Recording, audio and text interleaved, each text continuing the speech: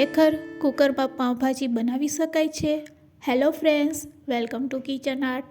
Friends, આજે આપણે ફક્ત 4 મિનિટમાં શાકભાજીને બાફ્યા વગર કુકરમાં પાઉંભાજી બનાવતા શીખીશું.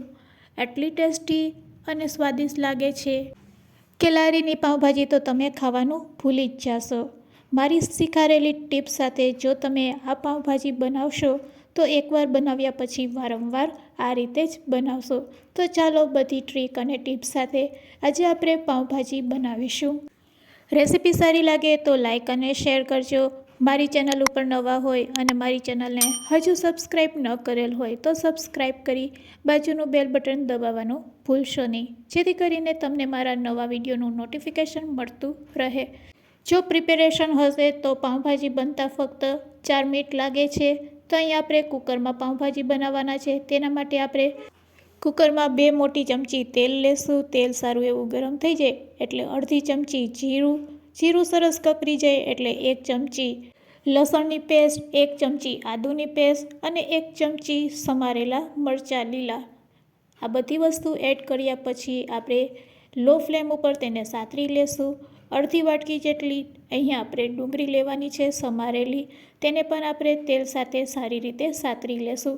તેલ સાથે ડુંગળી સરસ સતરાઈ જાય એટલે તેમાં આપણે ચોપરમાં મેશ કરેલા ટમેટાં એડ કરી દઈશું, અડધી વાટકી જેટલા, અને તેને પણ આપણે સારી રીતે ડુંગળી સાથે ચડવા દેશું.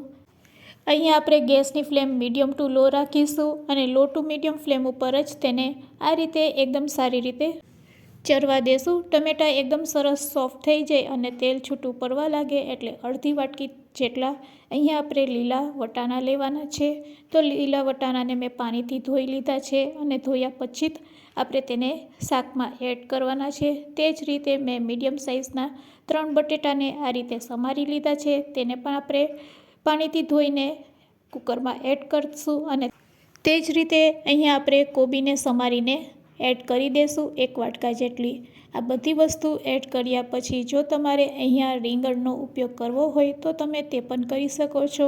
મેં અત્યારે કોબી અને બટેટા અને વટાણાથી પાઉંભાજી બનાવવાની છું. તો બસ આટલી વસ્તુ એડ કર્યા પછી અહીંયા આપણે ગેસની ફ્લેમ મીડિયમ રાખી દઈશું અને મીડિયમ ફ્લેમ ઉપર તેને આ રીતે 2 વખત હલાવીને પકાવીશું. હવે આપણે તેમાં મસાલા એડ કરવાના છે. તો મસાલામાં આપણે 1.5 ચમચી જેટલું લાલ મરચું પાવડર, અડધી ચમચી હળદર પાવડર અને અડધી ચમચી ધાણા જીરું પાવડર એડ કરશું. સાથે સ્વાદ મુજબ મીઠું નાખી દઈશું. મીઠું નાખ્યા પછી અહીંયા આપણે પાઉંભાજી મસાલો એડ કરવાનો છે.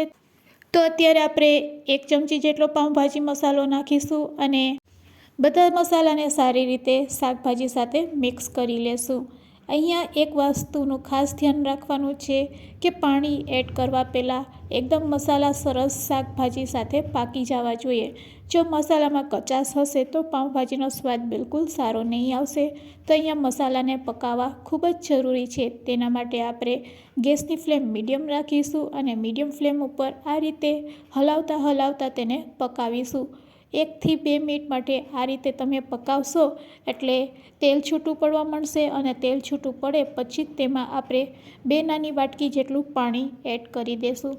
જો આ પરફેક્ટ માપ સાથે તમે પાઉંભાજી બનાવશો તો પહેલી જ વારમાં તમારી પાઉંભાજી છે તે એકદમ સરસ તૈયાર થશે. અને જો એકવાર આ રીતે તમે બનાવી લેશો તો તમારો સમયનો પણ બચાવ થશે. હવે કુકરનું ઢાંકણું દઈને 3 સીટી આપણે વગાડી લેશું. 3 સીટી વાગી જાય એટલે આપણે ગેસની ફ્લેમ બંધ કરી દેશું. 3 સીટી વાગી ગઈ છે અને તમે જોઈ શકો છો કે આપણા શાકભાજી છે એ સરસ પાકી ગયા છે. આ રીતે તમારે ચેક કરી લેવાનું. અહીંયા શાકભાજી છે તે સરસ કૂક થઈ જવા જોઈએ. ઓવરકૂક થશે તો પણ ચાલશે, કારણ કે અહીંયા આપણે પાઉંભાજીને મેશ કરવાની છે અને પાઉંભાજી રસાનો ભાગ હશે તો જ તે સરસ રીતે મેશ થશે. તો મેશરથી આપણે મેશ કરી લેશું. ભાજીને પકાવ્યા પછી જો તેમાં રસાનો ભાગ ન રહે તો તમારે ગરમ પાણી એડ કરવાનું અને ગરમ પાણી એડ કર્યા પછી મેશરથી આ રીતે ભાજીને મેશ કરી લેવાની. તો અહીં આપણી ભાજી તો રેડી થઈ ગઈ છે, પણ લારી જેવી ભાજી બનાવવી હોય તો આ ભાજી હજુ આપણે ફીકી લાગશે, કારણ કે તેનો રંગ છે તે ફીકો દેખાય છે. એકદમ ટેસ્ટી અને સ્વાદિષ્ટ પાઉંભાજી લારી જેવી બનાવવી હોય તો હવે આપણે તેના ઉપર વઘાર કરીશું, એટલે કે વઘારિયામાં તેલ ગરમ કરીશું. તેલને આપણે ઠંડુ કરીશું. નવશેકા તેલમાં અહીંયા આપણે અડધી ચમચી કાશ્મીરી લાલ મરચું પાવડર અને 1 ચમચી જેટલો પાઉંભાજી મસાલો એડ કરશું અને બસ વઘારને આપણે પાઉંભાજીમાં એડ કરશું. તો લારી જેવી પાઉંભાજી હવે રેડી છે સર્વ કરવા માટે. જો તમે આ રીતે કુકરમાં ક્યારેય પાઉંભાજી ન બનાવેલી હોય તો મારી બતાવેલી ટિપ્સ સાથે તમે એક વખત ચોક્કસથી ટ્રાય કરજો. એકવાર આ રીતે બનાવશો તો વારંવાર આ રીતે જ બનાવવાનું મન થશે. તો ચાલો પાઉંને આપણે શેકી લેશું અને ગરમા ગરમ પાઉંભાજી સાથે તેને સર્વ કરીશું. જો તમારે ઘરે જ લાદી પાઉં બનાવવા હોય તો તેની લિંક પણ મેં ડિસ્ક્રિપ્શન બોક્સમાં આપેલી છે, તમે ત્યાંથી જોઈ શકો છો.